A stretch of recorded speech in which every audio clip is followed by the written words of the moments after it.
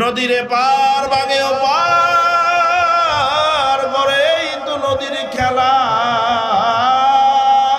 সকাল বেলার দনিরে তুই ফকির সন্ধ্যা বেলা। ঠিক না বেটি? 16 বছর আওয়ামী লীগ মানুষের উপরে জুলুম করছে, ফেসিবাদ সরকার জুলুম করছে, মানুষকে দিনের পরে দিন গুম করছে, হত্যা করছে।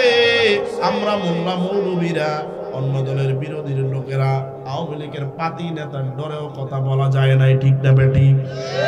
16 বছরের রাজত্বকে কয়েকদিনে 1 মিনিটে দুপুর বেলা খাবে বিরাট বড় বড় খাসির রান, দেশি মুরগি, মাছ বুনা করছে।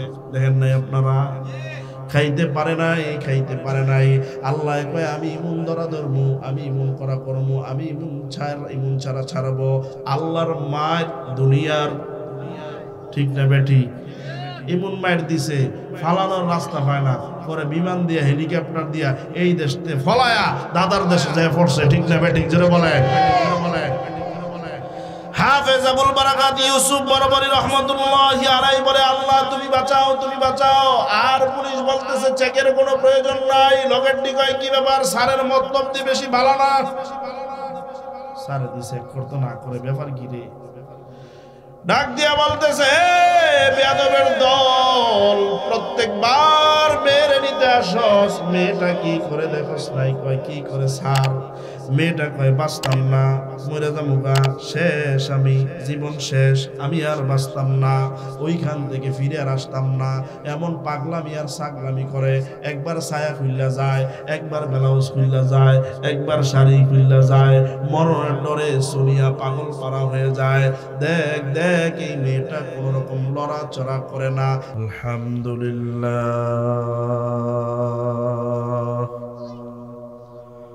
আলহামদুলিল্লাহ নাহমাদুহু ওয়া নাস্তাঈনুহু ওয়া নাস্তাগফিরুহু ওয়া নু'মিনু বিহি ওয়া নাতাওয়াক্কালু আলাইহি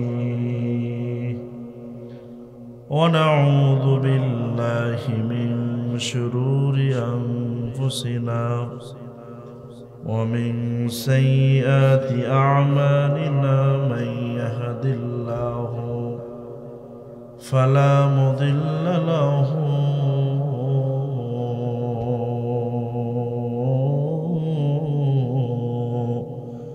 ومن يضلله هادي له ونشهد أن لا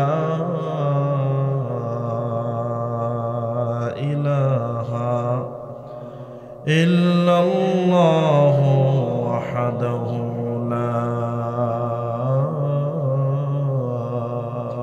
شريك له ونشهد أن سيدنا وسندنا وحبيبنا وطبيبنا ومولانا محمدا عبده ورسوله الذي أرسله الله تعالى بالحق بشيرا ونذيرا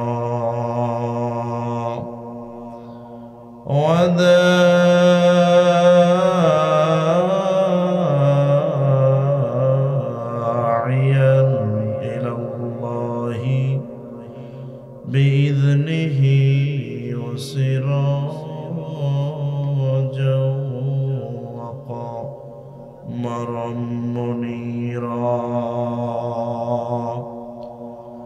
أما بعد فأعوذ بالله من الشيطان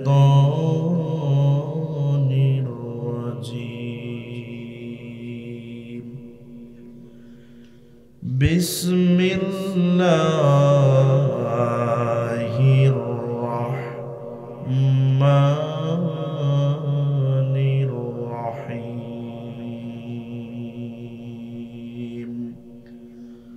وأن المساجد لله فلا تدعوا مع الله أحدا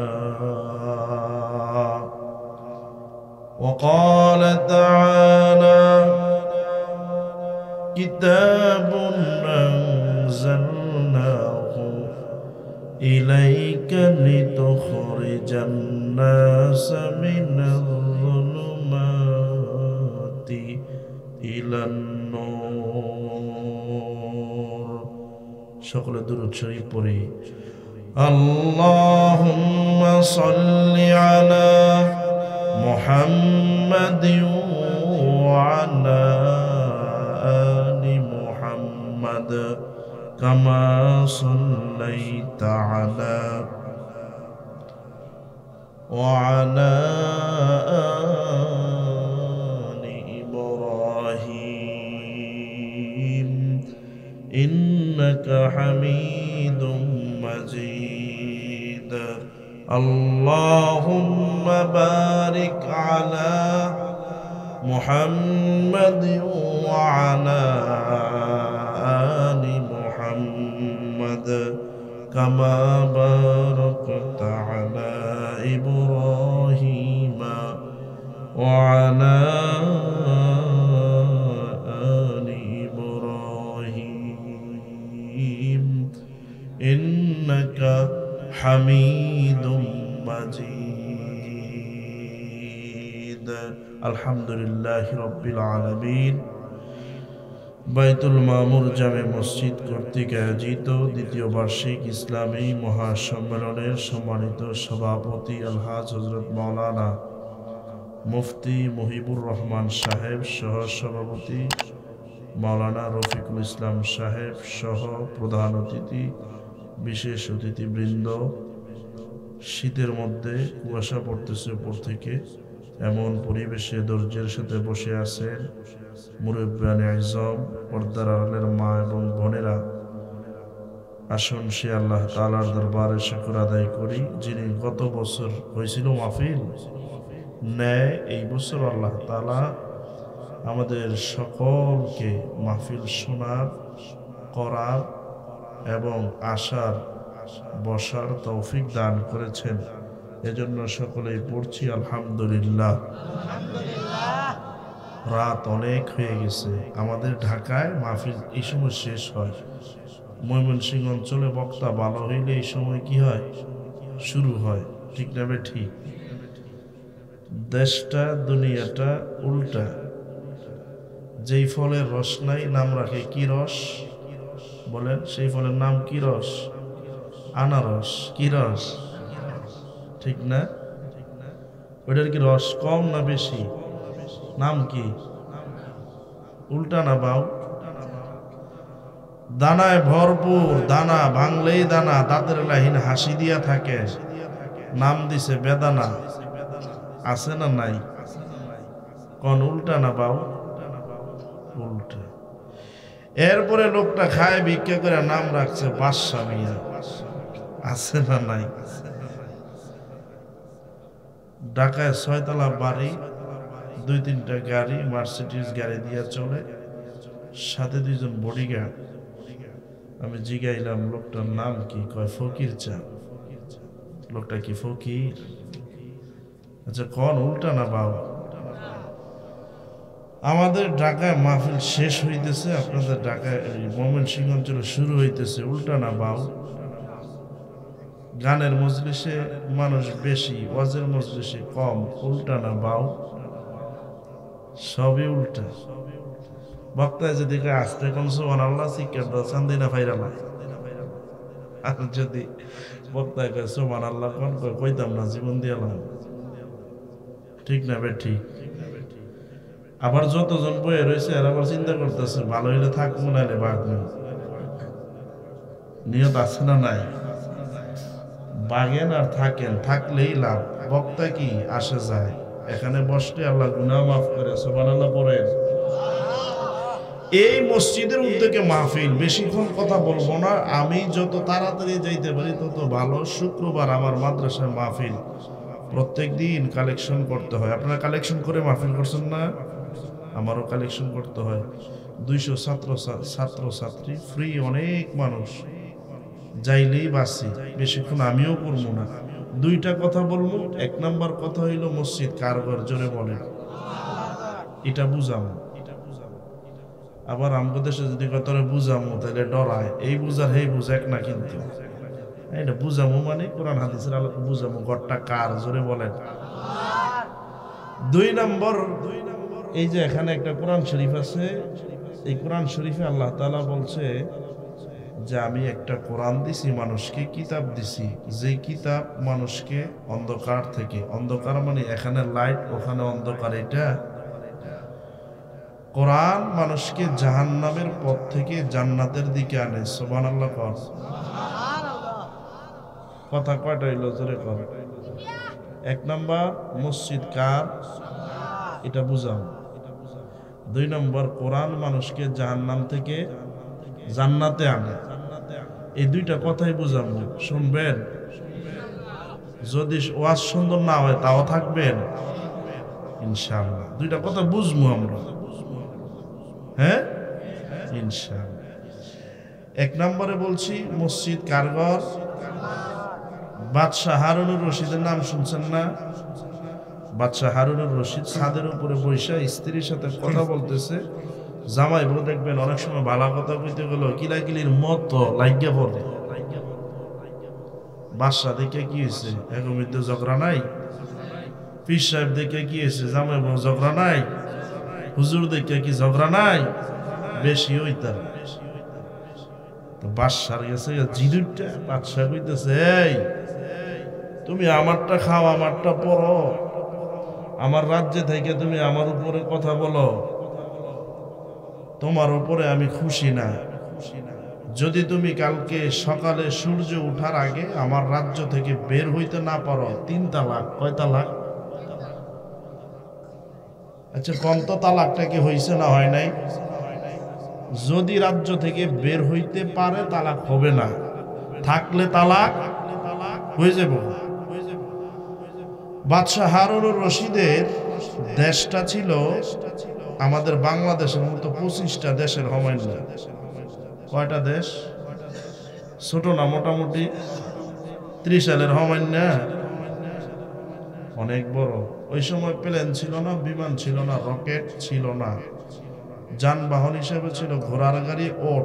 এবার বলেন এই 25টা বাংলাদেশ থেকে রাত্রের 12টার সময় ঝগড়া লাগলে ফজরের আগে কি বাইরানো সম্ভব? এইবার বলেন না বাইরে তাহলে তালাক হবে কি হবে না? হয়ে যাবে। মানুষ ছাড়ার পরে, স্ত্রীকে ছাড়ার পরে তোরে তালাক, তোর মায়ের তালাক, তোর নানিরে তালাক, তোর 14 গোষ্ঠীরে তালাক। এটা কওয়ার পরে এর মাথার বুদ্ধি, হাই হাই রে করলাম কি, বউডারে সাইরা দিলাম, 3টা না খোলা পাইন আছে, এরকম চিন্তা আহে না, আয় না। এরপরে আবার চিন্তা আসে শয়তানে, কয় কি হায় হায় যেই সুন্দর বউ তুই করলি, এটা কি যে কোনো ব্যবস্থা এটাই তোর লয়ে খাইতে হইব। এইবার হুজুরের কাছে দৌড়ায়, মৌলবীর কাছে দৌড়ায়, মাদ্রাসার হুজুরের কাছে দৌড়ায়, মুফতি সাহেবের কাছে দৌড়ায়।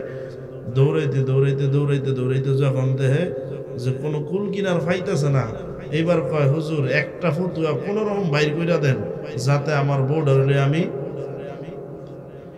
বাদশাহ যখন এই তালাক দিছে, বাদশার চিন্তা তো আমার মতোই, মানুষ তো। বাদশার চিন্তা হয়েছে, আয় হায় জুবাইদা তো আমার বড় আদরের স্ত্রী, রাগের মাথায় কি কইলাম, দেশের সব মোল্লা মৌলবী করে ডাকছে, জিগায় বউ কি তালাক, আপনারা কি বলেন, না বাইরে তাহলে তালাক হইব না? কয় না, জোরে কন, হইব ইনশাআল্লাহ। না বাইরে তাহলে তো তালাক হইবই, আর যদি এলাকায় থাকে তাই তালাক হয়ে যাবো, আর বাইরে তাহলে তালাক হইব। সব হুজুররা ফতুয়া দিল তালাক। বাদশার মাথা গরম না ঠান্ডা? মসজিদ কারগর বলছিলাম, এখন এরে বাঁচাই দইব তালাক থেকে।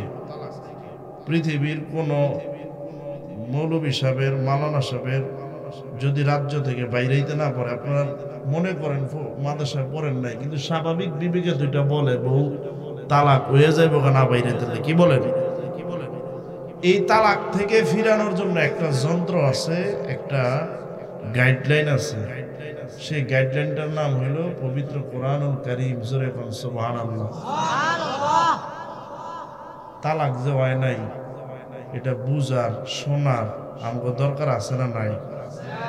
এই কথাটা বলবো। আরেকটা কথা কইয়া বলছিলাম, কোরআন আমাদেরকে অন্ধকার থেকে কোথায় আনে? আচ্ছা বলেন তো, এই কোরআনে কি কোনো ভুল আছে? দেখবেন দুনিয়ার সমস্ত লেখকরা কিতাব লেখে, বই লেখে, লেখা কিতাবের শেষে লেখে আমি লেখক, আমি একটা কথা লিখতেছি, আমি যে বইটা লিখছি, কিতাবটা লিখছি, এই কিতাবটা পড়া তোমরা যদি কোনো প্রকার ভুল পাও তাইলে আমার টেলিফোন নাম্বার দেওয়া, এখানে ফোন করবা 019 এত এত এত, আমারে জানায় দিবা যে আপনার লেখার মধ্যে ভুল আছে। আমি পরবর্তী ছাপায়, পরবর্তী সংস্কারে ভুলটা শুদ্ধ করব। ইতি লেখক, এরকম একটা লেখা থাকে কি থাকে না? পবিত্র কোরআনুল কারীম যিনি নাজিল করলেন, উনি কি কোনো জায়গায় কোরআন এরকম বলছে এই আমার বান্দারা একটা কোরআন শরীফ জিবরাইলে দিয়ে নবীর কাছে পাঠাইলাম, তোমরা ভালো মতো সকাল বিকাল পড়বা, মধ্যে চুমা দিবা, যদি কোনো প্রকার ভুল পাও ভুলগুলো একসাথে লেখা হেলিকপ্টার দাস মানে পাঠায় দিবা, পরবর্তীতে আমি ঠিকঠাক করে পাঠামো, ইতি আল্লাহ। এরকম কি বলছে কোনোদিন? আল্লাহ কি বললেন? যালিকাল কিতাবুলা রাইবা ফি, এটার মধ্যে সন্দেহ তো, ভুল তো দূরের কথা, সন্দেহের অবকাশ। আল্লাহ বলেন কিতাবুন আনজালনাহু ইলাইকা লিতুখরিজান নাস, এই কোরআনে আমি বলছি ভুল তো নাই, সেই কোরআনে আমি ঘোষণা দিতেছি কোরআন মানুষকে অন্ধকার থেকে আলোর দিকে আনে। কিভাবে? লিতুখরিজান নাসা মিনাদ যুলুমাতি ইলান নূর, আল্লাহ নিজে বলছে মানুষকে আমার কোরআন হেদায়েতের দিকে আনে। জোরে বলেন সুবহানাল্লাহ। এটা বুঝতে হইলে একটা ঘটনা কম শুনবেন। আজ থেকে 300 বছর আগে, কত বছর?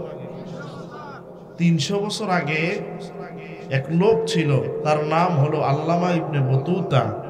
তিনি বিশ্ব পর্যটক ছিল, বিশ্ব দার্শনিক ছিল, দেশ ভ্রমণ করতেন, সফর করতেন, দেখতেন, লেখতেন কোন দেশের মানুষ কি খায়, কিভাবে ইসলাম পাইল, কিভাবে আল্লাহরে ডাকে, এগুলো লিপিবদ্ধ করতেন, মানুষের কাছে রেখে গেছেন, মানুষ যাতে সহজে আল্লাহর পথ পায়।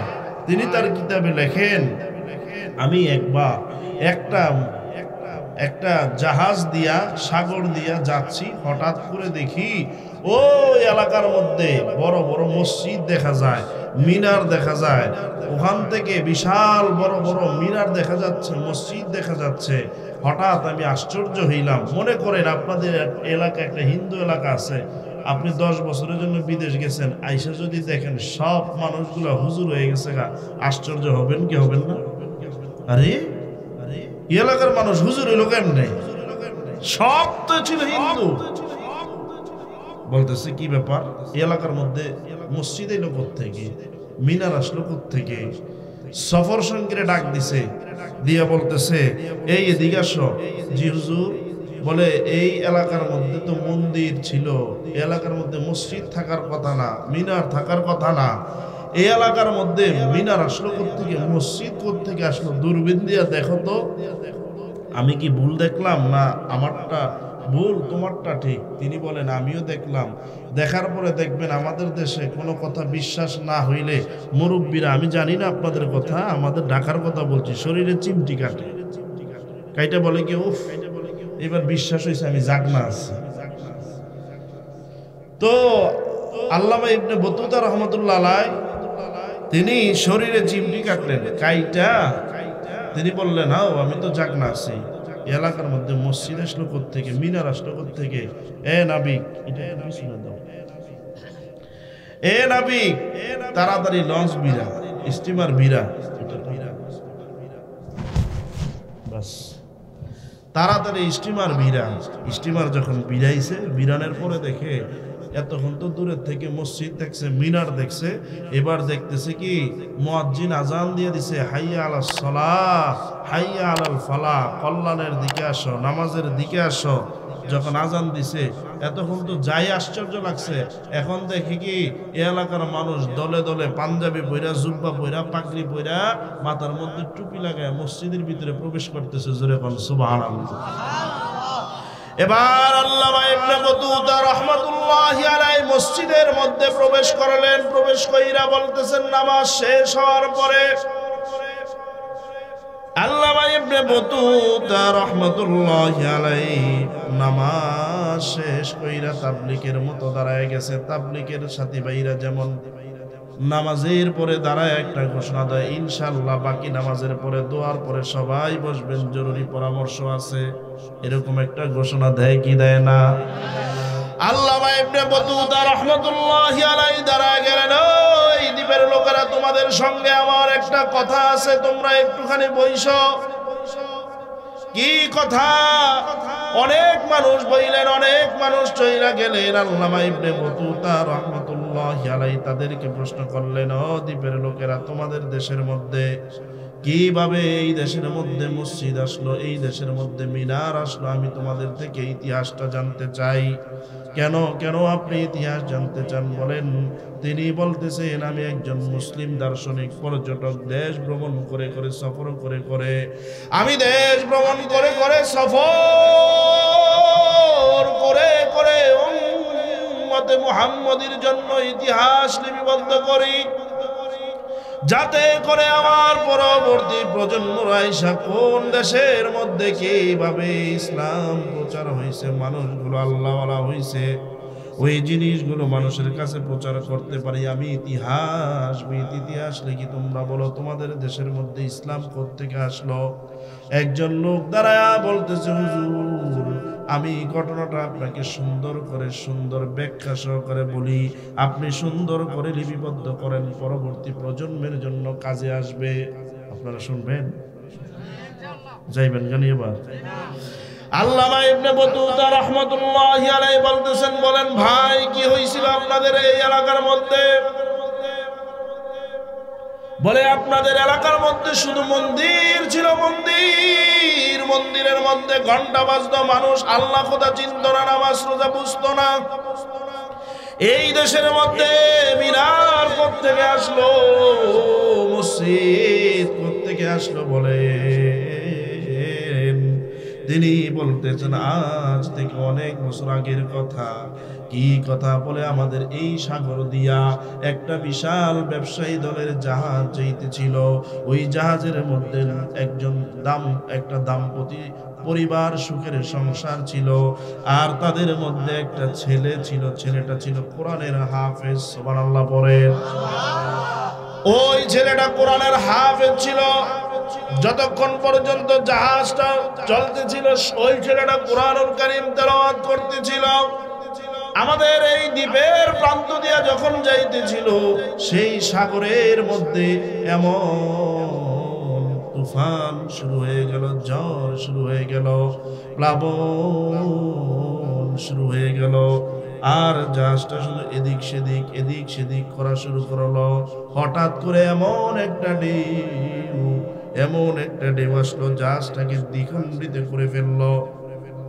সব মানুষগুলো পানির তলে, পানির গহ্বরে ডুইবা মারা গেল, কিন্তু একটা ছেলে মরে নাই। কোন ছেলেটা? বলে, যেই ছেলেটা জাহাজের মধ্যে বইসা আল্লাহর কোরআন তেলাওয়াত করতেছিল, এই ছেলেটা পানিতে ডুইবা মরে নাই। জোরে বলেন সুবহানাল্লাহ।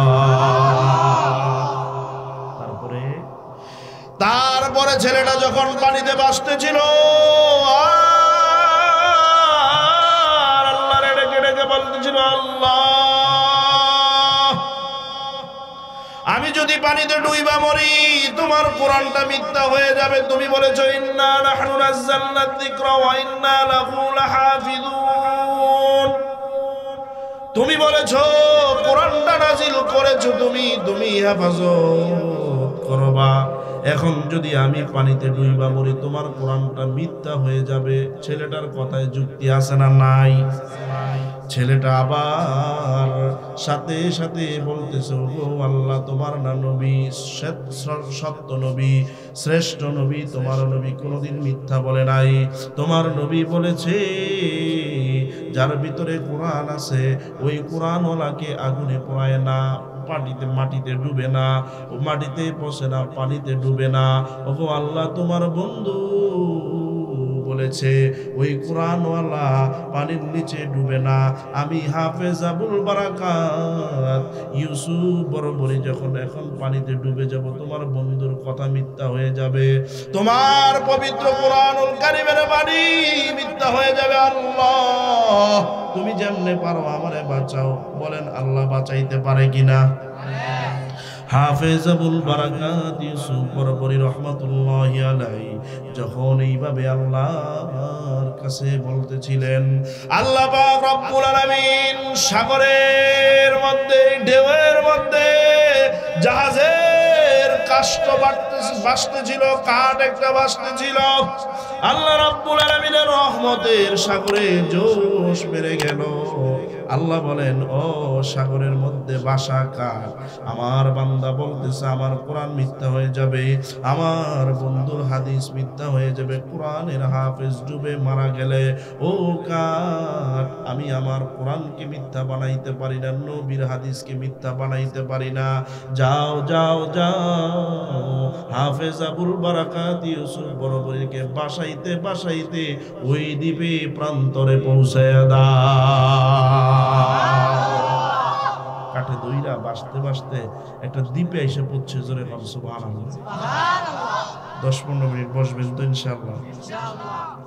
হাফেজ আবুল বারাকাত যেই দ্বীপটার মধ্যে উঠলেন ওই দ্বীপটার নাম হইল মালদ্বীপ। কি দ্বীপ শুনছেন না?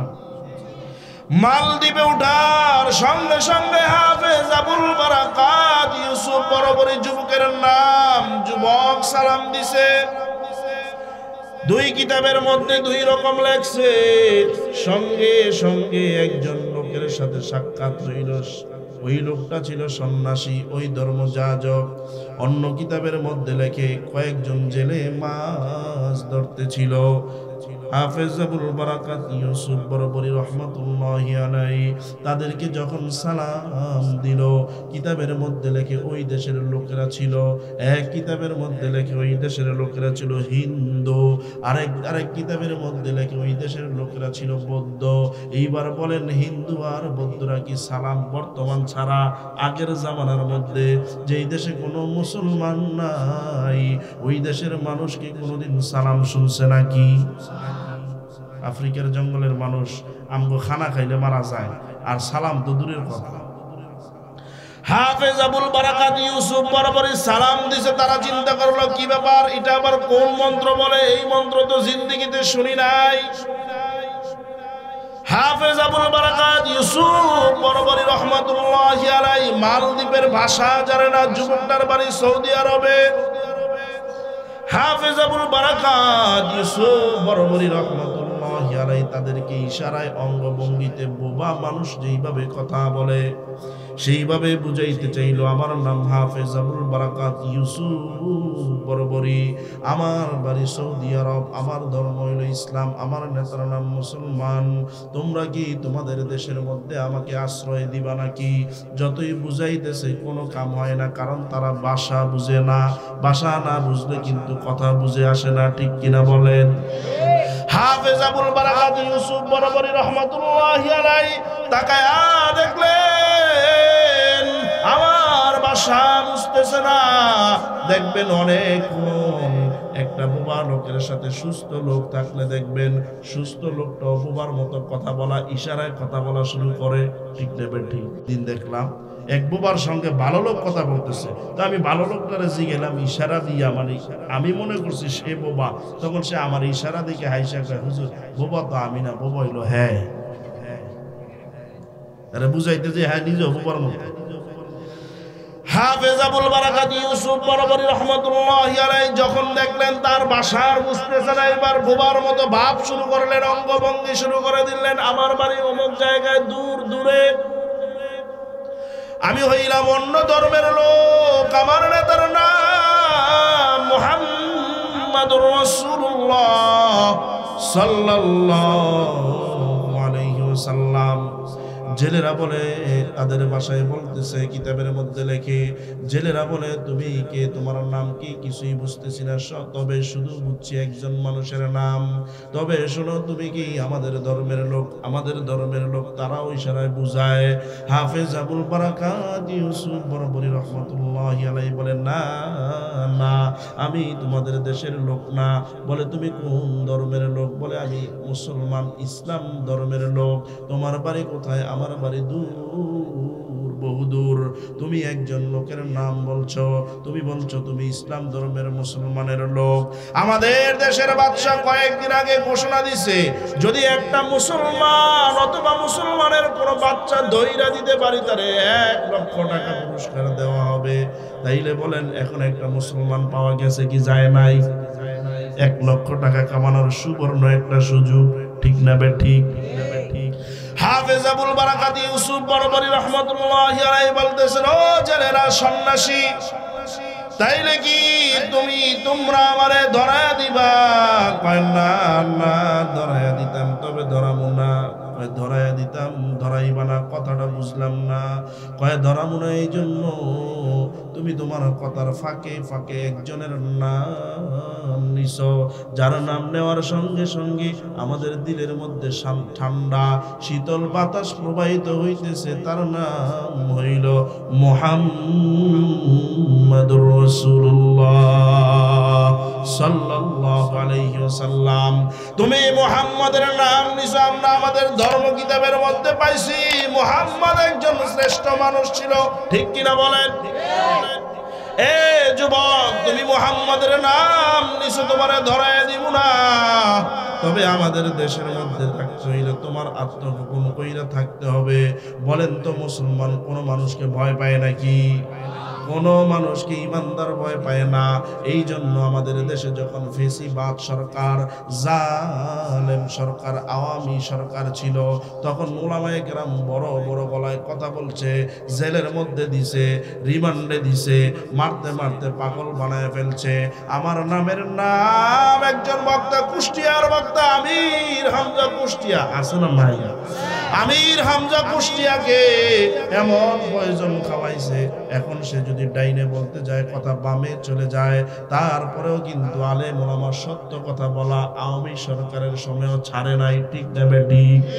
কোন মুসলমান দুনিয়ার কোন নেতাকে ভয় পায় না, নেত্রীকে ভয় পায় না, আওয়ামী সরকারকে ভয় পায় না, ভারতকে ভয় পায় না, চীনকে ভয় পায় না, আমেরিকাকে ভয় পায় না, ঠিক কিনা বলুন? হাফেজ আবুল বারাকাত ইউসুফ বরবরী রহমতুল্লাহি আলাইহি একজন ইমানদার।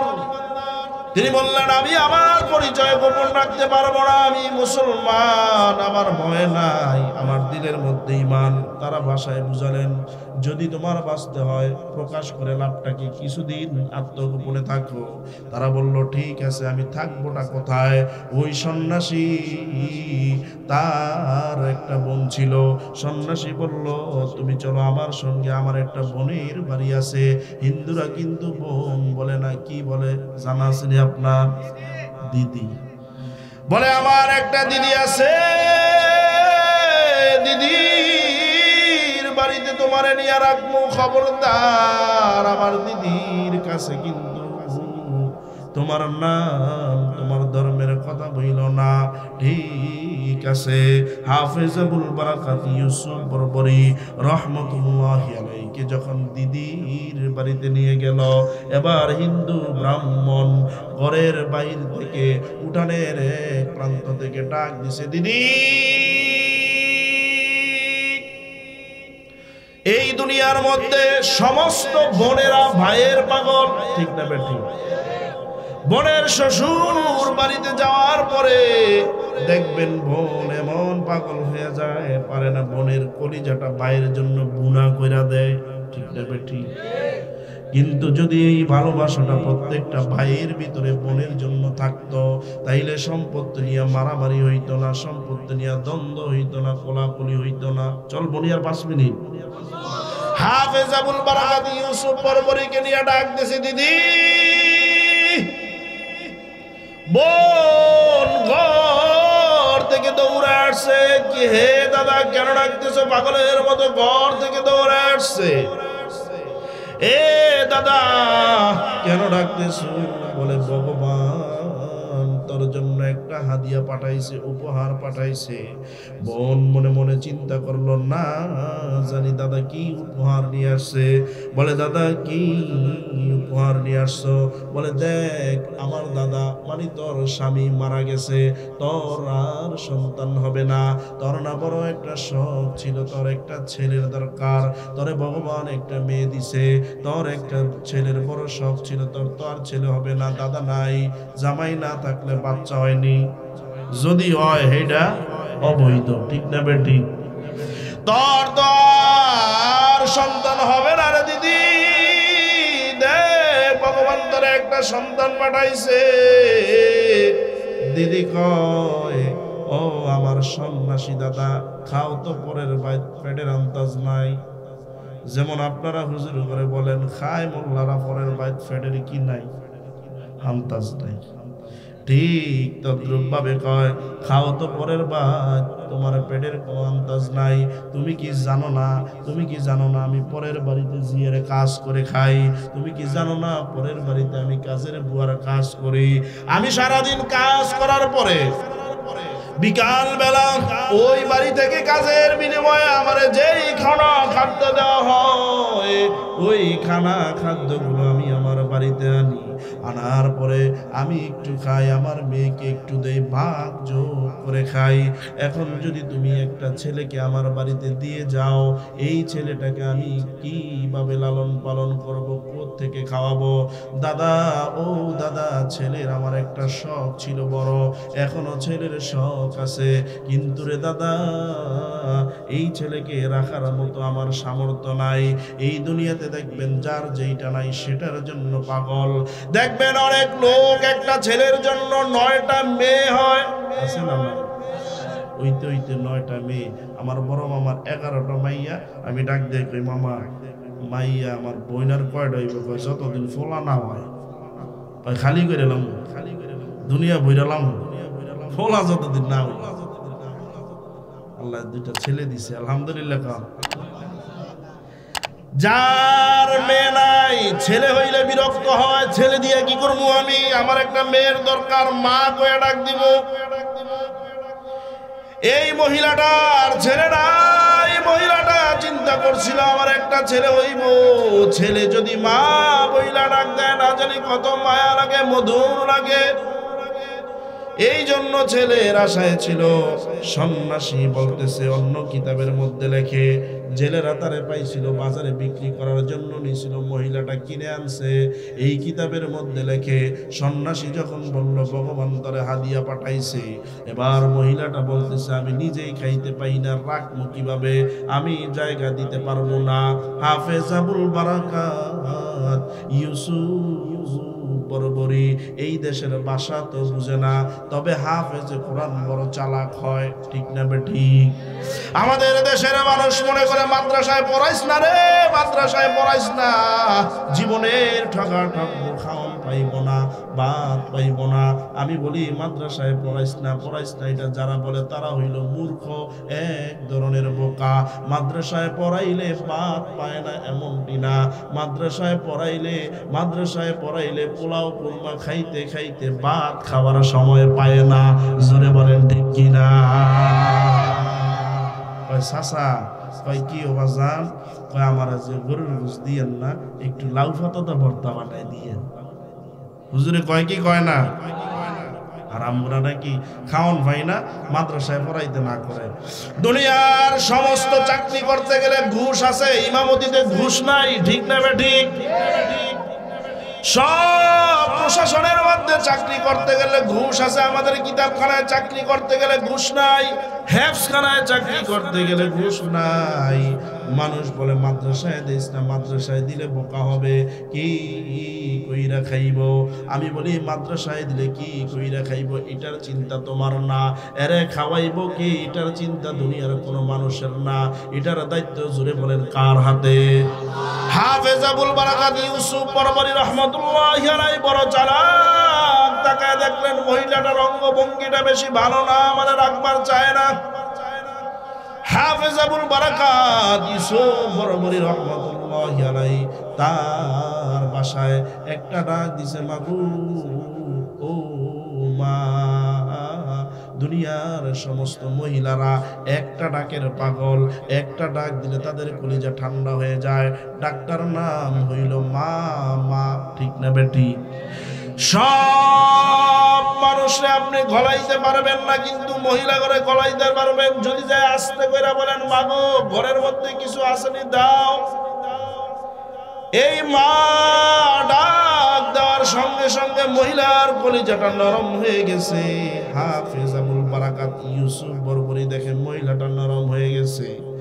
এবার হাফেজ আবুল বারাকাত ইউসুফ বরবরী আরো ডাবল ডাবল মা ডাকা শুরু করছে, মা ও মা, আমারে তোমার ঘরে রাখো, কাজে লাগবে, আমি তোমার ছেলে হয়ে থাকবো। হাফেজ আবুল বারাকাত ইউসুফ বরবরী রহমতুল্লাহি আলাইহি এই মহিলাটারে যখন মা মা ডাকতেছে, মহিলাটা বড় খুশি। আর কয় কলিজাটা এতদিন পরে পড়ছে, কলিজাটা ঠান্ডা হইছে। দাদা, এই পুরুষটা, এই ছেলেটা, এই বালকটারে যেহেতু ভগবান তুমি বলছো গিফট পাঠাইছে, হাদিয়া পাঠাইছে, রাইখা যাও, নেওয়ার দরকার নাই। জোরে বলেন সুবহানাল্লাহ। আমি দুইটা কথা বুঝাবো, শুনবেন তো ইনশাআল্লাহ। হাফেজ আবুল বারাকাত ইউসুফ বরবরী রহমাতুল্লাহি আলাইহি যখন মা বলছে, মহিলা কয় এই দাদা রাইখা যাও, কিন্তু আমি তারে খাওয়াবো কোত্থেকে? হাফেজ আবুল বারাকাত ইউসুফ বরবরী রহমাতুল্লাহি আলাইহি বললেন, বুঝাইলেন যতটুকু বুঝানোর। বলতেছেন, তুমি আমার একটা কুড়াল কিনা দিবা, আমি জঙ্গলায় গিয়ে কাঠ কাটবো, ওই কাঠ বিক্রি কইরা বাজার কইরা এনে দিব, তুমি রান্না করবা। মহিলাটা বলতেছে, রে বাবা, আমি তোমারে রান্না কইরা কোন সময় দিব? আমি তো দিনের সকালবেলা মানুষের বাড়িতে কাজের জন্য চলে যাই, তোমারে রান্না কইরা দিলে আমি কাজ করবো কিভাবে? দেখেন কত সুন্দর উত্তর দিতেছে। ছেলেটা বলতেছে, মাগো আমি হইলাম একজন তোমার সন্তান, আমি তোমার ছেলে, তোমার ছেলে বাইচা থাকবে, তুমি পরের বাড়িতে জিয়ের কাজ করবা, এটা হতে পারে না। সুবহানাল্লাহ বলেন। এই দুনিয়ার মধ্যে আমি অনেক খবর দেখেছি, অনেক দেশ ভ্রমণ করেছি, অনেক জায়গায় গিয়েছি, অনেক মানুষকে দেখেছি শিক্ষিত, বড় বড় ভার্সিটির প্রফেসর, বড় বড় ডাক্তার, ইঞ্জিনিয়ার, তাদের মা বাপ গুলো আমাদের দেশের মধ্যে বৃদ্ধাশ্রমে আছে না নাই? কিন্তু একজনও পাই নাই। অনেক মানুষকে আমি অনেক বৃদ্ধাশ্রমে গেছি, জিজ্ঞাসা করছি, আঙ্কেল আপনার ছেলে কি করে? বলে আমার ছেলে বিরাট বড় ইঞ্জিনিয়ার। বিরাট কইতে গিয়া মুখ এমন বড় ফাঁক হয়ে জায়গা। আমি বললাম, এত বড় ইঞ্জিনিয়ারের বাপ এই জায়গার মধ্যে কেন? আর কথা কয় না। আরেকজনকে জিজ্ঞাসা করলাম, মাগো কোন অপরাধে এই বৃদ্ধ বয়সে জেল খাটতে আসছো? মহিলাটা চোখের পানি ছেড়ে দিয়া বলে, বাবা এই জেল যদি আমার কপালে জানা থাকবো, আমি জানতাম ছোট্টবেলা ছেলেটারে লবণ খাওয়ায় মাইরা ফালাইতাম। আছে না নাই?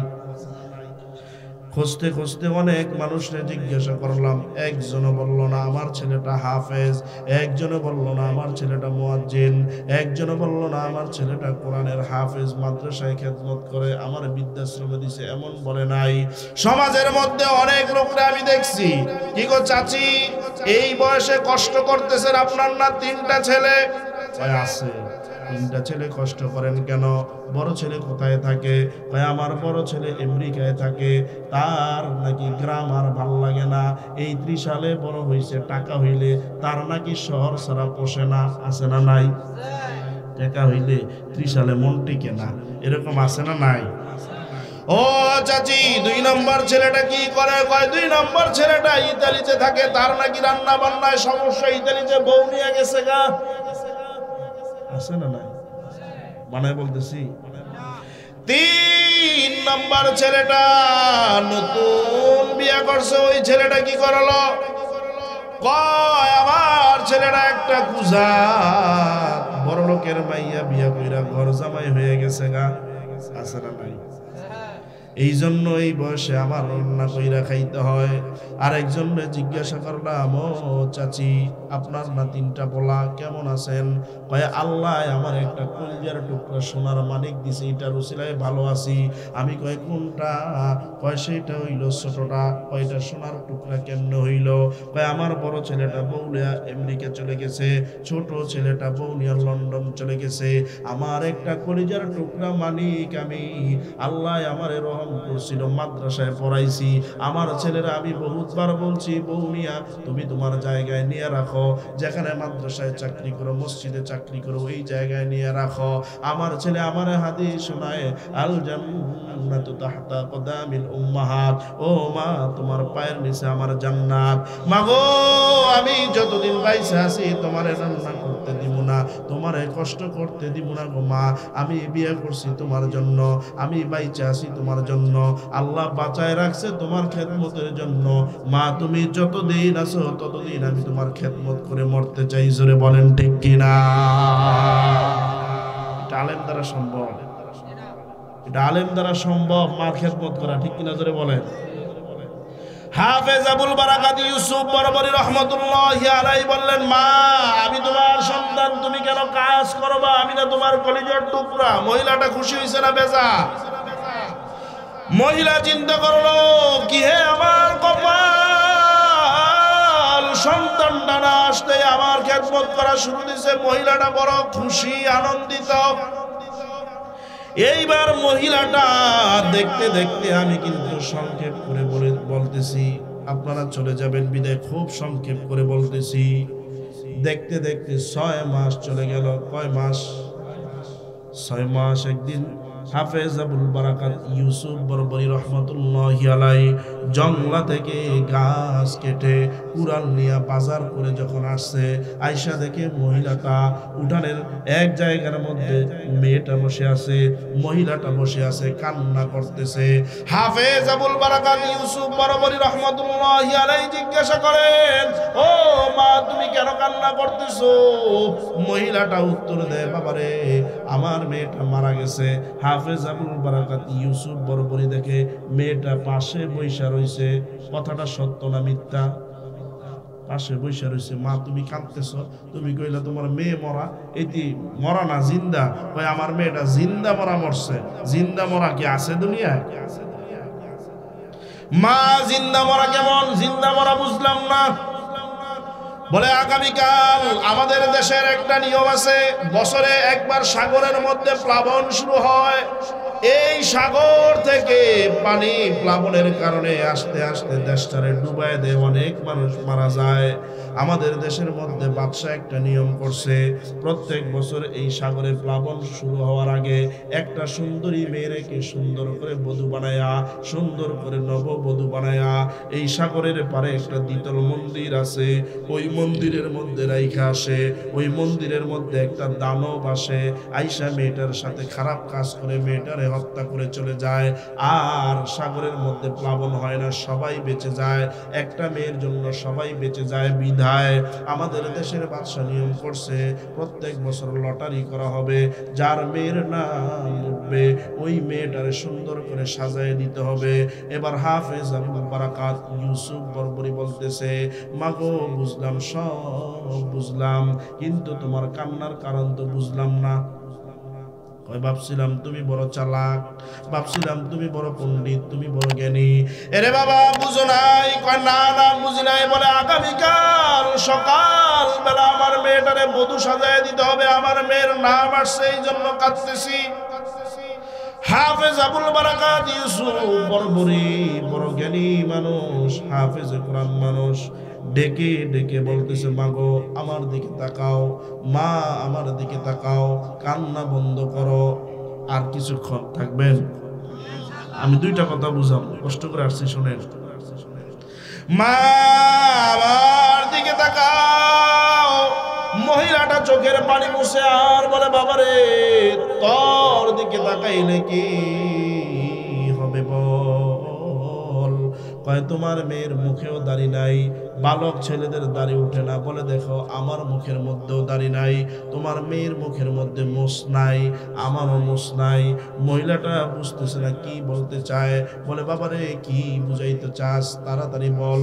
বলে তোমার মেয়েটার মুখে মোষ নাই, দাড়ি নাই, আমারও মোষ নাই, দাড়ি নাই, একটা কাজ করো, আগামীকাল সকালবেলা তোমার মেয়েটারে লুকায় রাখো, আমারে বধূ বানায়া পুলিশের সঙ্গে দানবের ঘরে পাঠাইয়া দাও। মহিলাটা বলে বাবারে মারার বুদ্ধি করছস, তিনজন রে কয় কেমনে? কয়েক নম্বরে আমার মেয়েটার পরিবর্তে যদি তোরা আমি সাজায় দেই, চেক ছাড়া কিন্তু বাদশা দ্বিতল মন্দিরে পাঠায় না, ওই জায়গায় পাঠানোর আগে 3টা চেক করে। কয়টা চেক?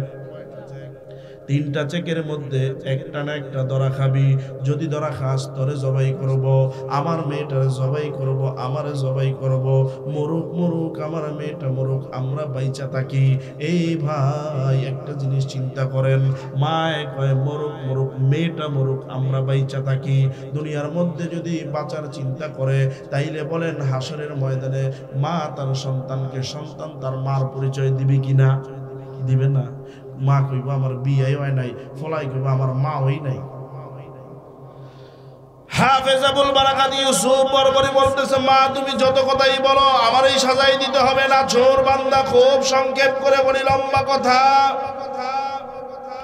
হাফেজ আবুল বারাকাত ইউসুফ বরবরি না চোর বান্দা, সুন্দর করে মহিলাটা বউ বানায়া সাজায় দিছে, সুন্দর করে জোর পরাইছে, হাতে বিভিন্ন কালারের চুড়ি, এরপরে পায়ের মধ্যে রং লাগাই দিছে, নববধূকে যেইভাবে সাজানো হয়।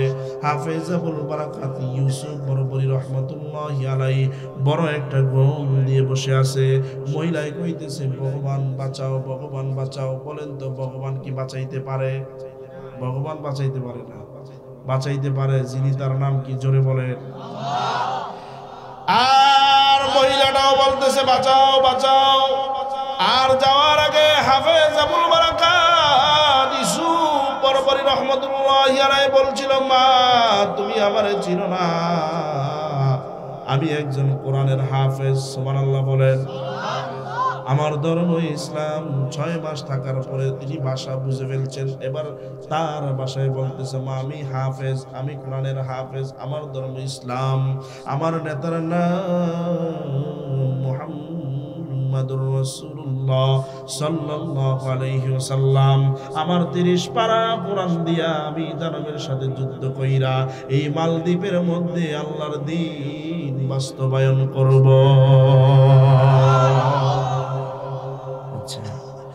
মেয়েটা সুন্দর কইরা বধূ সাইজা বইসা রইছে। ছেলে আসলে মেয়ে না ছেলে? শুনবেন, আর একটু শুনবেন। হাফেজ আবুল বারাকাত ইউসুফ বরবরি বিশাল বড় ঘুম দিয়া বইসা রইছে। এদিকে পুলিশ আইসা প্রত্যেকবার চেক কইরা গাড়িতে উঠায়। এইবার পুলিশ ডাক দিয়া বলতেছে, আমার চেলা চামুন্ডা গুলো তোদেরকে একটা সতর্কবাণী শোনাই। কি সতর্কবাণী? কয় দেখ দেখ মেয়েটা কি সুন্দর করে বসে আছে, তোদেরকে একটা আদেশ করি, মেয়েটারে কিন্তু চেক করবি না। জোরে কোন সুবহানাল্লাহ। নদীরে পার বাগেও পার করেই তো নদীর খেলা, সকাল বেলার দনিরে তুই ফকির সন্ধ্যা বেলা। ঠিক না বেটি? 16 বছর আওয়ামী লীগ মানুষের উপরে জুলুম করছে, ফেসিবাদ সরকার জুলুম করছে, মানুষকে দিনের পরে দিন গুম করছে, হত্যা করছে। আমরা মোল্লা মৌলবীরা, অন্য দলের বিরোধী লোকেরা, আওয়ামী লীগের পাতি নেতার ডরেও কথা বলা যায় নাই। ঠিক না বেটি? 16 বছরের রাজত্বকে কয়েকদিনে 1 মিনিটে দুপুর বেলা খাবে বিরাট বড় বড় খাসির রান, দেশি মুরগি, মাছ বুনা করছে। দেখেন নাই আপনারা? খাইতে পারে নাই, খাইতে পারে নাই। আল্লাহ কয় আমি ইমন ধরা ধরবো, আমি ইমন করা করবো, আমি ইমন ছাড়া ছাড়বো। আল্লাহর মায়ের দুনিয়ার। ঠিক না বেটি? ইমন মায়ের দিছে, ফালানোর রাস্তা পায় না, পরে বিমান দিয়া হেলিকপ্টার দিয়া এই দেশে ফলায়া দাদার দেশে যায় পড়ছে। ঠিক না বেটি? জোরে বলে। হাফেজ হাফেজ আবুল বারাকাত ইউসুফ বরাবরী রহমাতুল্লাহি আলাইহি বলে, আল্লাহ তুমি বাঁচাও, তুমি বাঁচাও। আর পুলিশ বলতেছে চেকের কোনো প্রয়োজন নাই। লগেরটি কয় কি ব্যাপার, স্যারের মতলব দি বেশি ভালো না। স্যার দি চেক করতে না করে ব্যাপার কি রে? ডাক দিয়া বলতেছে, বেয়াদবের দল, প্রত্যেকবার মেরে নিতে আসস, মেয়েটা কি করে দেখস নাই? কয় কি করে স্যার? মেয়েটা কয় বাঁচতাম না, মরে যামুগা, শেষ, আমি জীবন শেষ, আমি আর বাঁচতাম না, ওইখান থেকে ফিরে আর আসতাম না। এমন পাগলামি আর ছাগলামি করে, একবার ছায়া খুইল্লা যায়, একবার ব্লাউজ খুইল্লা যায়, একবার শাড়ি খুইল্লা যায়, মরণের ডরে সোনিয়া পাগল পারা হয়ে যায়। দেখ দেখ, এই মেয়েটা কোন রকম লড়াচড়া করে না। আসলে মেয়ে না ছেলে, মেয়ে না ছেলে। আবুল বারাকাত কয়, আল্লাহ তুমি আমারে বাঁচাইও, যেইভাবে সাগর থেকে বাঁচাইও। বলেন তো আল্লাহ বাঁচাইতে পারেনি? পুলিশ বলতেছে চেকের কোনো প্রয়োজন নাই, আর চেক হয় নাই। খুব সংক্ষেপ করে বলি, এইবার আরেকটা চেকের জায়গায় আনছে, তারাও একই কথা বলল। কয় এরকম ভদ্র মেয়ে তো জিন্দেগিতে দেখি নাই, শুধু শুধু সময় নষ্ট করার দরকার নাই, চেকের প্রয়োজন নাই, ঢুকায় দে। সুবহানাল্লাহ বলেন। এইবার সর্বশেষ হাফেজ আবুল বারাকাত ইউসুফ বরাবরীকে দ্বিতল মন্দিরে ঢুকানো হবে। তার আগে বাদশা নিজে চেক করে, তার পাশে তার বউ বৈশা থাকে। আদরের একটা স্ত্রী, কয়েকটা স্ত্রীর মধ্যে আগের দিনের মানুষ কয়েকটা বিয়ে করত, 3-4টা বউ থাকতো, ছিল কি ছিল না? হাফেজ আবুল বারাকাত ইউসুফ বরাবরই বলতেছে, কুলিল্লাহুম্মা মালিকাল মুলকি তুতিল মুলকা মান তাশা ওয়া তানজিউল মুলকা মিম্মান তাশা ওয়া তুইজ্জু মান তাশা ওয়া তুদিল্লু মান তাশা বিয়াদিকাল খায়র ইন্নাকা আলা কুল্লি শাইইন কাদির। ওগো আল্লাহ, তুমি কিন্তু মূসাকে ফেরাউনের ঘরে লালন পালন করছো, ঠিক না বেটি? তুমি কিন্তু আমাকারু আমাকারাল্লাহ ওয়াল্লাহু খায়রুল মাকিরিন। তোমার চাইতে কৌশলী আর কেউ হয় না। তুমি আমার এই বাদশা থেকে, বাদশার চেক থেকে বাঁচাইয়া দাও। বাদশা যখন চেক করবে মনস্থল করতেছে, ফট কইরা বাদশার বউ বলতেছে, এ বাদশা নামদার, কি বলো রে বিবি, তাড়াতাড়ি বলো, মেয়েটারে চেক করব। কয় রাখেন চেক, আমার কয়েকটা প্রশ্নের উত্তর দেন। কি প্রশ্নের উত্তর বল? কয় আমার আপনার বিয়ে হচ্ছে কয় বছর? মোটামুটি 9 বছর। বাচ্চা কয়টা? কয় 3-4টা বাচ্চা। কয় জিন্দেগি থেকে কোনো কিছু চাইছি নাকি? কয় চাওয়ার প্রয়োজন নাই, আমার রাজ্যতে সব আছে। কয় আজকে একটা জিনিস চামচ দিবেন নাকি? বউ যদি 20 বছর সংসারে কিছু না চায়, হঠাৎ চাইলে আমরা কি দিব কি দিব না? পাগল হয়ে যাবো। 20 বছরে চাও নাই, তুমি কি চাইছো কও খালি। বাদশা বলে, 9-10 বছরে কোনো কিছু চাস নাই রে বিবি, আজকে কি চাবি বল? তুই যা চাবি তরে তাই দিব, যা বলবি তাই করবো, যা চাবি সব দিয়ে দিব। এইবার বিবি ডাক দিয়ে বলতেছে, স্বামী আমার, আমারে দিতে হইব না। ওই যে মেয়েটা আসতেছে, তাকায় দেখেন, জিন্দেগিতে আমি এমন কোন ভদ্র মেয়ে দেখি নাই। সুবহানাল্লাহ কও। ইজ্জত দেওয়ার মালিক কে? বেইজ্জতি করার মালিক কে? বউটা ডাক দিয়ে বলতেছে, এ স্বামী, কিচ্ছু চাই নাই জিন্দেগিতে, একটা মাত্র চাওয়া। কি চাওয়া বল? আমার দোহাই লাগে, ভগবানের কসম লাগে, এই মেয়েটার আজকে উলঙ্গ কইরা চেক করবেন না। যদি চেক করেন তাহলে সমস্ত নারী জাতির কলঙ্ক হবে। বাদশা বলে, যা যা, জিন্দেগিতে অনেক মানুষকে চেক করছি, আজকে এই মেয়েটার চেক সারাই দ্বিতীয় মন্দিরে ঢুকায় দে। জোরে কোন সুবহানাল্লাহ। কে করছে এই খেলা? দেখাইতেছে কে? হাফেজ আবুল বারাকাত ইউসুফ বরাবরী রাহমাতুল্লাহি আলাইহি চেক সারাই মন্দিরের মধ্যে ঢুকায় দিল। খুব সংক্ষেপ করে বলতেছি, কোরআন কিভাবে মানুষকে জান্নাতের পথের মধ্যে আনে, জান্নাতে নিয়ে যায়, অন্ধকার থেকে আলোর দিকে আনে। রাত 12টা যখন বেজে গেল, এই 12টা না, ওই জায়গার 12টার কথা বলছি। হঠাৎ করে একজনে বিশাল বড় ঢোল নিয়ে ঘন্টি বাজায় বলল, এই মালদ্বীপের জনগণ, মালদ্বীপবাসী, তোমরা যারা ঘুমায় গেছো ভালো করে ঘুমাও, আর যারা ঘুমাও নাই তাড়াতাড়ি ঘুমায় পড়ো। তোমরা তোমাদের জানালা লাগাও, দরজা লাগাও, আর কিছুক্ষণ পরেই আমাদের দানব সাগর থেকে উঠবে, মেয়েটার সাথে খারাপ কাজ করবে, মেয়েটারে হত্যা করে চলে যাবে। দরজা ভালো করে লাগায় ঘুমাও। সব মানুষগুলো ঘুমায় আছে, তিনজন লোক ঘুমায় না। কয়জন? একজন হলো হাফেজ আবুল বারাকাত ইউসুফ, আরেকজন হইল মেয়ে, আরেকজন হইল মেয়ের মা। ঠিক না বেটি? এই তিনজন ঘুমায় না। মেয়ের মা নিয়ত করছে, এই মাইয়া, যদি মেয়ে বলতেছে মা আমি গোসল করে গিয়া, কই কেন? যদি কালকে আমার ভাই ওই দ্বিতল মন্দির থেকে জীবিত ফিরে আসে, আমার ভাই তো বলছে সে মুসলমান, আমি সর্বপ্রথম আমার ভাইয়ের হাতে কালেমা পড়ে মুসলমান হয়ে যাব। মহিলাটা বলতেছে মাগো আমি অত নিয়ত করছি, তোর ভয়ে বলতে পারি নাই, আমি আগে কালেমা পড়া মুসলমান হব। সুবহানাল্লাহ জোরে বলেন। হাফেজ আবুল বারাকাত ইউসুফ পরপরই ঘোষণা শোনার পরে তার কলিজার মধ্যে দুঃখ শুরু হয়ে গেল। কুরআনুল কারীম তেলাওয়াত করতেছে আর বলতেছে, আল্লাহ গো, ও আল্লাহ, এই দেশের মধ্যে আমার মা নাই, মা পানিতে বইরা মারা গেছে। ও আল্লাহ, এই দেশের মধ্যে আমার বাবা নাই, এই মালদ্বীপের সাগরের মধ্যে পানিতে ডুইবা আমার বাবা মারা গেছে। ও গো আল্লাহ, তোমার কাছে আমার ফরিয়াদ, তুমি যদি খুশি হও আমার জীবন নিয়ে যাও, তবে তোমার কাছে আমার একটা ফরিয়াদ, আল্লাহ তুমি আমার জীবনের বিনিময় হইল এই মালদ্বীপের মধ্যে ইসলাম প্রচার করবা। আল্লাহু আকবার বলেন।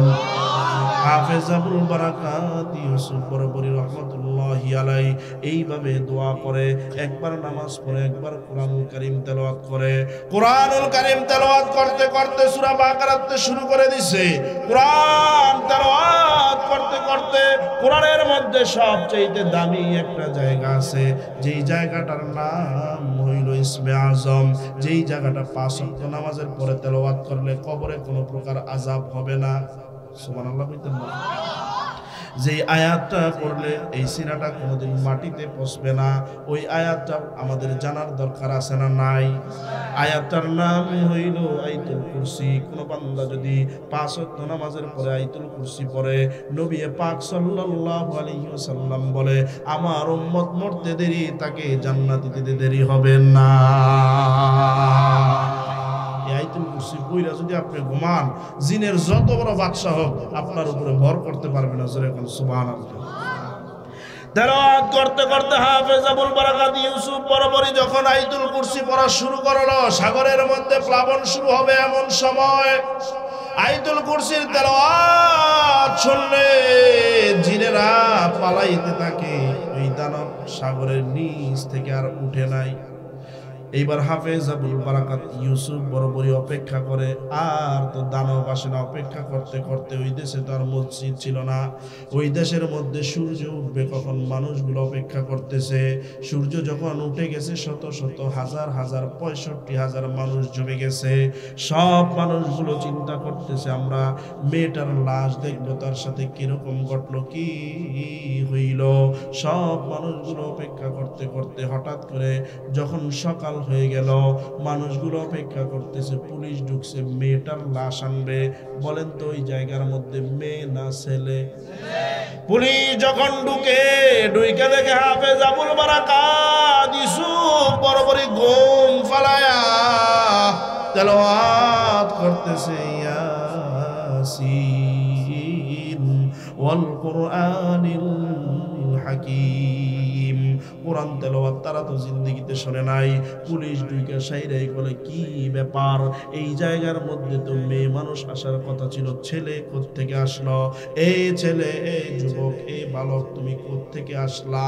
তুমি কিভাবে এই জায়গার মধ্যে আসলা? হাফেজ আবুল বারাকাত ইউসুফ বরাবরই বলে, কালকেই তো তোমরা আমারে ঠেইলা এই জায়গায় লই আইলা। ঠিক না বেটি? আরে আমি তো আসি নাই, তোমরা নিয়ে আইছো। তাই নাকি? ধইরা টানতে টানতে টানতে টানতে বাদশার দরবারে নিয়ে গেছে। খুব সংক্ষেপ করে বলছি। বাদশা বলে, কে হে তুমি? বালক, আমাদের দ্বিতল মন্দিরের মধ্যে কোথা থেকে আসলা, কেমনে আসলে, তোমার নাম কি, তোমার পরিচয় কি, বাড়ি কোথায়, কি করো তুমি? বলে আমার নাম হাফেজ আবুল বারাকাত ইউসুফ বরাবরী রাহমাতুল্লাহি আলাইহি সৌদি আরব আমার বাড়ি। আমি হাফেজ কোরআন, আমার বাবার নামে, আমার ধর্ম ইসলাম, আমার নবীর নাম মুহাম্মাদুর রাসূলুল্লাহ সাল্লাল্লাহু আলাইহি ওয়াসাল্লাম। তুমি বাঁচলা কেমনে? তুমি কি ছেলে না মেয়ে? বলে আমি ছেলে। কয় মেয়ে ছিল নাকি কালকে রাত্রে? কয় না না, কালকে রাত্রে আমি কি ছিলাম? ছেলেই ছিলাম। আরে তুমি বাঁচলা কেমনে? আমাদের এখানে কি সাগর থেকে দ্বিতল মন্দিরের মধ্যে দানব বিশাল বড় জিনটা আসে নাই? কয় না না আসে নাই।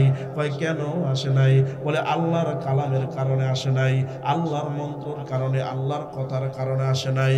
কয় আল্লাহর কথা কি, কোরআন কি, কোরআনের মন্ত্র কি, আমার একটু শোনাও।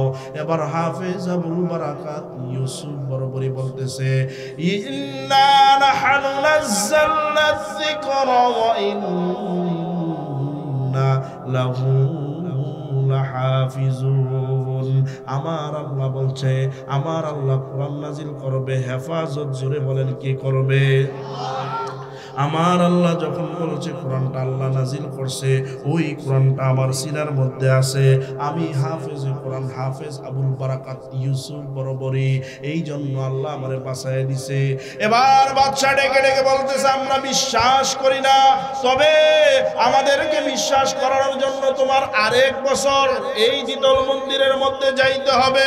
তুমি যদি দ্বিতীয়বার ওই দ্বিতল মন্দির থেকে ফিরে আসতে পারো, তাইলে আমরা বিশ্বাস করব তুমি ওই জায়গা থেকে দানবের সঙ্গে যুদ্ধ কইরা আসছো। তবে তোমার আমি একটা কথা দেই। বাদশা বলতেছে, শোনেন, ওই জায়গার মধ্যে মসজিদ কোত্থেকে আসলো, মিনার কোত্থেকে আসলো, মানুষকে জাহান্নাম থেকে কোরআন কিভাবে জান্নাতে আনে, সব মানুষগুলোকে অন্ধকার থেকে কিভাবে আলোর মধ্যে আনে।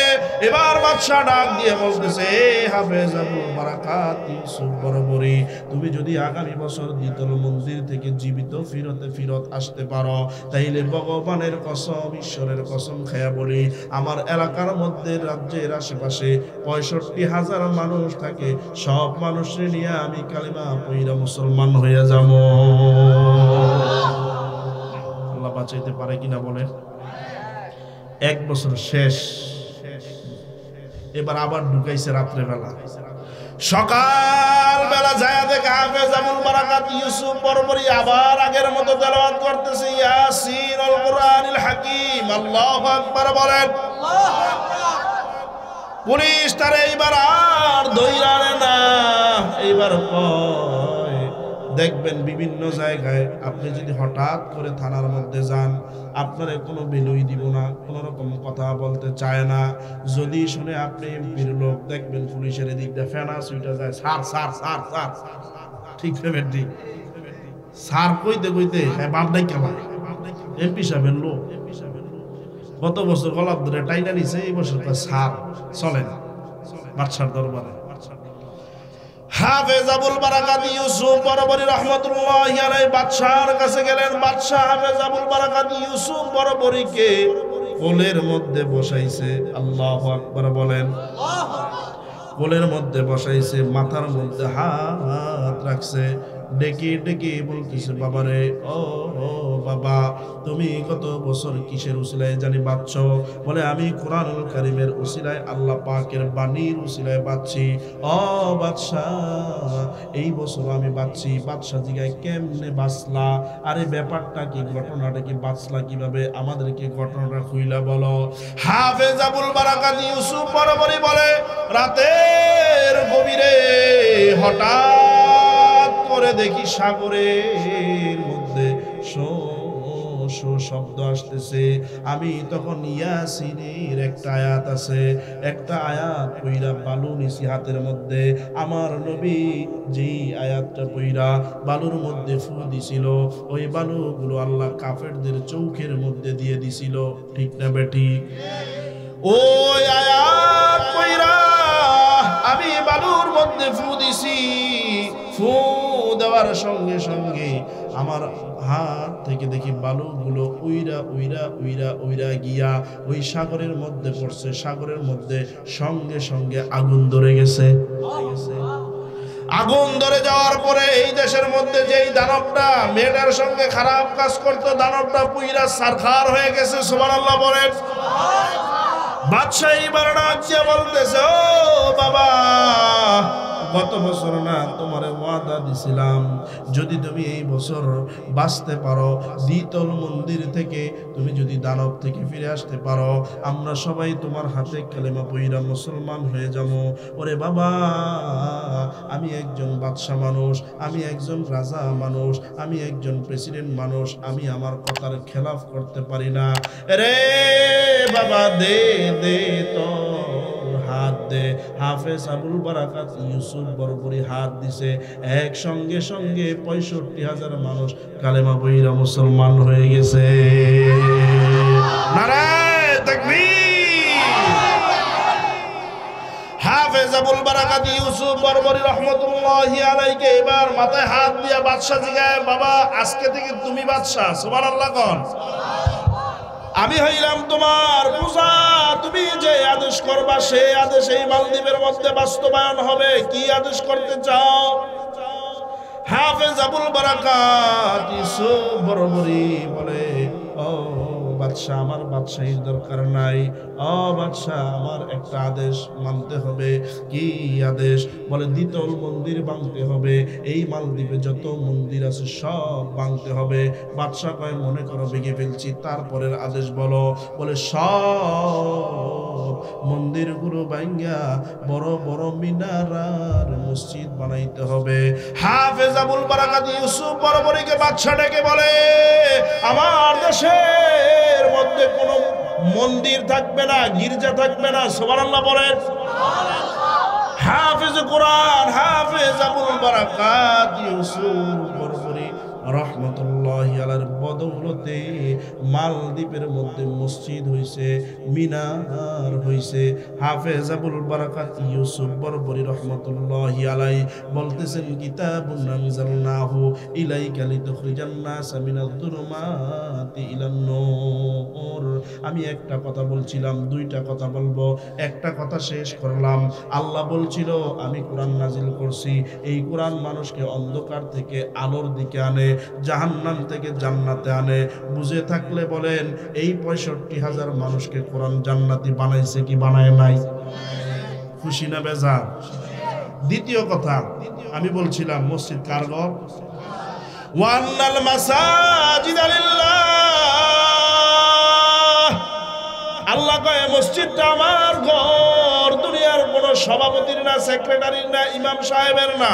ঠিক না বে ঠিক? বাদশাহ হারুনুর রশিদ বলেছিল, সকালের আগে যদি আমার দেশ থেকে, রাজ্য থেকে যাইতে না পারস তুই তালাক। এইবার সব মৌলবীরা ফতোয়া দিছে তালাক তালাক তালাক। বাদশাহ চিন্তায় পড়ে গেল, বলতেছে, ও মৌলবীরা, তোমরা কোন রকম চিপা চাপা বাইর করতে পারো না বউটা রাখার লাইগা। আমাদের এক হুজুর আছে, হুজুরের কাছে যদি কেউ তালাকের ফতোয়া আনতে চায়, বউ তালাক হইছে কিনা, হুজুরের গদির নিচে বড় একটা ফাজন তাহে। ফাজন চিনেননি? চিনুন না আপনারা? গরু ফিটাইছে, এটা তো ৬০টা ফিটাল দেয় আগে। তালাক দিছে ৩টা, ফিটাল দিব ৬০টা। তালাক দিলি কে? তালাক দিয়ে আবার চিপা চাপা বুঝুস কে? বাদশা বলে, কোনো চিপা চাপা নাই, যেখান দিয়ে আমার বউটারে ফিরে আনন যায়। জুবাইদা, আপনাদের এই মসজিদটা হইছে, আপনারা খুশি না বেজার? এই মসজিদের মধ্যে যারা টাকা দান করছে বেহেশতে সবাইকে আল্লাহ তাআলা একটা কইরা জান্নাত দিবে। সুবহানাল্লাহ কোন। কথায় কথা বলে সর্বশেষ আর ৫টা মিনিট ধৈর্য হবে তো আপনাদের। বাদশাহ হারুনুর রশিদ একদিন ঘোষণা দিলেন, এই আমার রাজ্যের লোকেরা, আমি একটা মসজিদ আপনাদেরকে কথাটা বোঝার জন্য বলি, যদি ১ টাকা দিয়ে থাকেন একটা জান্নাত পাবেন, একটা জান্নাতের ভিতরে ঘর পাবেন। যারা মসজিদ বানাইছেন, সহযোগিতা করছেন, সবার জন্য আল্লাহ একটা করে জান্নাতে ঘর বানাইছেন। সুবহানাল্লাহ বলেন। বাদশাহ হারুনুর রশিদ, আমার বিষয় ছিল মসজিদ নির্মাণ। বাদশাহ হারুনুর রশিদ মসজিদ নির্মাণের ফজিলতের কথা বলতে বলা হয়েছে। বাদশাহ হারুনুর রশিদ একদিন ঘোষণা দিলেন, এ আমার ত্রিশালের লোকেরা, ত্রিশাল বাগদা, এই আমার বাগদাদের লোকেরা, তোমরা এই দেশের মধ্যে আসো, আমি আমার এলাকার মধ্যে রাজ্যের মধ্যে একটা মসজিদ বানাবো, খবরদার কেউ কোনো সহযোগিতা করবা না, টাকা দিবা না, পয়সা দিবা না, আমি একা একটা মসজিদ বানাবো। বাদশাহ বানানোর ক্ষমতা আছে না নাই? আছে। আল্লাহ দিলে ক্ষমতা। বাদশাহ হারুন রশিদ মসজিদ নির্মাণ করলেন। স্বপ্নের মধ্যে দেখে ফেরেশতারা ঘুমাইতেছে, এইভাবে টাইনা ধইরা নিয়ে যাইতেছে, হে বাদশাহ হারুন রশিদ চলো চলো চলো। বাদশাহ হারুন রশিদ ঘুমের মধ্যেই বলে, কোথায় চলবো? কয়, তোমার জন্য আল্লাহ রাব্বুল আলামিন জান্নাতের ভিতরে একটা ঘর বানাইছে, ঘরটা দেখতে চলো। সুবহানাল্লাহ কর। বাদশাহ হারুন রশিদ ঘরের ভিতরে ঢুকে দেখে এত সুন্দর ঘর, ঘরের মধ্যে লেখা বাদশাহ হারুন রশিদের জন্য আমি আল্লাহ দুনিয়াতে মসজিদ আমার বাদশাহ হারুন রশিদ একটা ঘর আমার জন্য বানাইছে, এই জন্য এই ঘরটা আমি আমার বান্দা বাদশাহ হারুন রশিদকে হাদিয়া দিলাম। সুবহানাল্লাহ পড়েন। সুবহানাল্লাহ। এবার বাদশাহ হারুন রশিদ তার জান্নাত দেখে যখন আয়েশা পড়বে, এমন সময় ফেরেশতারা টান দিতেছে, আসো আসো আসো আসো, ওই যে দেখো আরেকটা জান্নাত দেখা যায়। বাদশাহ হারুন রশিদ কয়, কি ব্যাপার, আমার যে ক্যাটাগরির জান্নাত, এই জান্নাতটাও তো সেম সেম সেম হুবহু ক্যাটাগরি একই, এটা কার জান্নাত? বলে, তুমি যে দুনিয়ায় মসজিদ বানাইছো, ওই মসজিদের মধ্যে একজন যোগালী ছিল, তার নাম হইল আহম্মদ। কি নাম? আহম্মদের এই জান্নাতের ভিতরে আল্লাহ একটা ঘর বানায় দিছে, আহম্মদের একটা ঘর আছে। বাদশাহ হারুন রশিদ বললেন, আহম্মদ ঘর কিভাবে পাইলো? এই কথা বলতে বলতে হঠাৎ করে ঘুম ভাঙা গেছে, সজাগ হয়ে গেছে। বাদশাহ হারুন রশিদের ঘর মসজিদ নির্মাণ যারা করেছিল সমস্ত যোগালীদেরকে, মিস্ত্রিদেরকে দাওয়াত দিয়া তিনি খাওয়াইলেন। তিনি তো আর যোগালীদের নাম জানেন না, বাদশাহ মানুষ। তিনি সব যোগালীকে জিজ্ঞাসা করতেছেন, তোমার নাম কি? অমুক। তোমার নাম কি? অমুক। তোমার নাম কি? অমুক। তোমার নাম কি? দেখে অনেক যোগালী। এরপরে বলতেছে, তোমাদের মধ্যে আহম্মদ নামে কেউ আছে নাকি? বলে, আহম্মদ নামে আমি একজন আছি। যোগালী দাঁড়ায় বলতেছে, আমি একজন আহম্মদ। বলে, তোমার নামে বেহেশতের মধ্যে একটা বিশাল বড় প্রাসাদ দেখছি, তুমি ওই বেহেশতের মধ্যে প্রাসাদের কিভাবে মালিক হইলা? তুমি কিভাবে দুনিয়াতে একটা মসজিদ নির্মাণ করলা? ওই যোগালী ডাক দিয়া বলতেছে, বাদশাহ নামদার, আপনি যে ঘোষণা দিছিলেন এই বাগদাদের মধ্যে কেউ এই মসজিদের মধ্যে দান সদকা করতে পারবো না, ভয়ে কেউ দান সদকা করে নাই। আমি আমার বাড়িতে পৈতৃক সম্পত্তিতে ভিটার মধ্যে একটা কূপ খনন করতে গেছিলাম মিষ্ট পানির জন্য। কূপ খনন করতে করতে করতে করতে অনেক নিচে গভীরে যখন গেলাম, আমার বাবার পৈতৃক সম্পত্তি, আমার বাবার ভিটা, আমার বাবার জমি খনন করতে করতে 3টা পাথর পাইছি। আপনি মসজিদের মধ্যে যেই পাথরগুলো লাগাইছেন এই পাথরের সাথে মিলা গেছে। পাথরগুলাই না আপনার পাথরের মধ্যে দিয়ে দিছি। সুবহানাল্লাহ। পাথর আপনার পাথরের মধ্যে 3টা পাথর দিয়ে দিছি, আপনি বুঝতে পারেন নাই, কেউ বুঝতে পারবো না। রাতের গভীরে আল্লাহরে ডাক দিয়ে বলছি, আয় রব্বে কারীম, আমার তো মসজিদ বানানোর ক্ষমতা নাই, আমার তো মসজিদ বানানোর একা বানানোর তৌফিক নাই। আয় আল্লাহ, বাদশাহ হারুন রশিদের মসজিদের মধ্যে 3টা পাথর দিলাম, তুমি যদি খুশি থাকো আমার পাথরগুলা কবুল কইরা নিও। বাদশাহ হারুন রশিদ বলতেছে, স্বপ্নে আমি তোমার ঘর দেখছি, আয় আয় বুকের মধ্যে আয়, তুই আমার ঘর, আমি আল্লাহর ঘর নির্মাণ করতেছি না করছি, তুই 3টা পাথর দিছস, 3টা পাথর দেওয়ার কারণে আমি একা ঘর বানায় যেই জান্নাত পাইছি, তুই 3টা পাথর দেওয়ার কারণে সেই জান্নাত পেয়ে গেছস। তাইলে বলেন, এই মসজিদে যে 1 লাখ টাকা দিছে সেও একটা ঘর পাবে, যে 1 টাকা দিছে সেও একটা পাবে, ঠিক না বেঠিক? বাদশা বলতেছে, এই জুবাইদা তোমারে তালাক দিয়া দিছি, তুমি যদি এলাকাতে না বাইরে যেতে পারো। সব মৌলবীদেরকে ফতুয়া জিজ্ঞাসি। এবার বউরও তো মায়া লাগতেছে, এই জামাইরে তুই যাই কেমনে বাদশা। বলতেছে স্বামী, আড়াল থেকে বলতেছে স্বামী, এই দেশের মধ্যে বুড়া একটা মৌলবী আছে, সর্বশেষ কথা, তার নাম হলো ইমাম আবু ইউসুফ ইয়াকুব। তার কাছে যায়া দেখেন না, সিফা সাফা দিয়ে একটা ফতুয়া বাইর হয়নি। ইমাম আবু ইউসুফ রহমতুল্লাহ কাছে যায় বলে, হুজুর আমার বউরে আমি এই কথা বলছি, বউ তালাক হয়েছে কিনা। বলে বউ তালাক, কয় তালাক হয়েছে আগেই জানছি। রাগ উঠে গেছে, ভাবছিল কইব তালাক হয় নাই। কয় তালাক হয়েছে এটা আগেই জানছি, আমি আইছি কোন রকম নেওয়া যায় কিনা। কয় কি বলছিলা। কয় কইছি যে আমার রাজ্য থেকে তুমি যদি বাইরাইতে না পারো সূর্য উঠার আগে, তাইলে তুমি তালাক। কয় তালাক হইব না। সুবহানাল্লাহ, জোরে কর সুবহানাল্লাহ। নারায়ে তাকবীর, নারায়ে তাকবীর। বাদশাহ খুশি না বেজা? বাদশাহ খুশি, এলাকার সব মৌলবীরা বেজা। অন্ত কেন?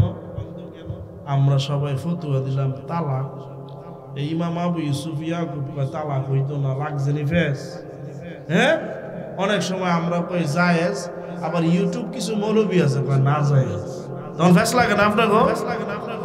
তো বলতেছে, এই ইমাম আবু ইউসুফ ইয়াকুব বুড়া, তুমি এই ফতুয়া ফাইলা কই? সব মৌলবীরা ধরছে। এইবার বলতেছে, কেন তোমরা পড়ো নাই ওয়া আন্নাল মাসাজিদা লিল্লাহ, মসজিদ কার? বাদশারে বলতেছে, মসজিদ যেহেতু আল্লাহর, মসজিদ তোমার না, তোমার রাজ্যের ভিতরে হইতে পারে কিন্তু মসজিদ তোমার না। মসজিদ জোরে বলেন কার? তোমার স্ত্রীরে আল্লাহর ঘরে ঢুকায় রাখো, সূর্য যখন উঠবে তারপরে বাইর করবা। যখন রাত্রবেলা এই শেষ প্রান্তে এই ফতুয়া পাইছে, মসজিদের ভিতরে বউরে ঢুকাইছে, সকালবেলা বাইর করছে, বউ তালাক হয় নাই। জোরে কর সুবহানাল্লাহ। তাহলে মসজিদটা কার? জোরে বলেন। আর এই কোরআনে আল্লাহ তাআলা বলছে, কোরআন মানুষকে হেদায়েতের দিকে ডাকে, জান্নাতের দিকে ডাকে। প্রমাণ পাইছেন কি পান নাই? যদি পেয়ে থাকেন এই কোরআনটা মানবেন, বুঝবেন, আমল করবেন, পড়বেন, রাজি আছেন ইনশাআল্লাহ? এই মসজিদ আপনারাই তো করছেন। কোন ইমাম সাহেব যেন বলছে, উনি দেখে নাই এত জমিওয়ালা মসজিদ। আলহামদুলিল্লাহ বলেন। এখানে মসজিদ আছে, এখানে কবরস্থান আছে, এরপরে মসজিদ এতটুকুই থাকবো না, ধীরে ধীরে বড় হবে। জোরে বলেন, বড় হবে কি হবে না? যদি এটা বড় করতে সহযোগিতা লাগে করবেন তো ইনশাআল্লাহ। আমি এখন টাকা চাবো না, কোনো কানেকশন নাই। যদি এই মসজিদ করতে গিয়ে টাকা লাগে, পয়সা লাগে, ভবিষ্যতে দিবেন তো ইনশাআল্লাহ। আল্লাহ তাআলা আমাদের সবাইকে, আপনারা যে এতক্ষণ ধৈর্য সহকারে বসছেন, এত রাত্রে বসার কথা না, আপনারা যে বসছেন, আল্লাহ তাআলা আপনাদেরকে জাযা দান করুন, বলেন আমিন।